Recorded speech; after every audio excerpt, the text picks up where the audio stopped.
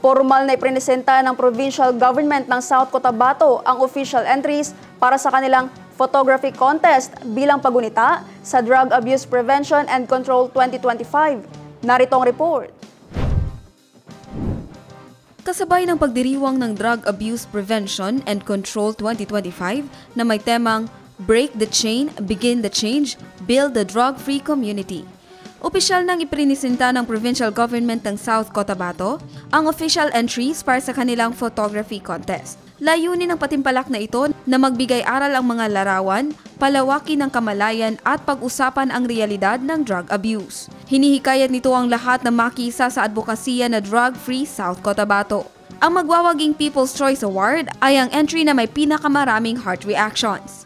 Kailangan lamang din ay nakalike sa Provincial Government of South Cotabato official Facebook page upang maging valid ang boto.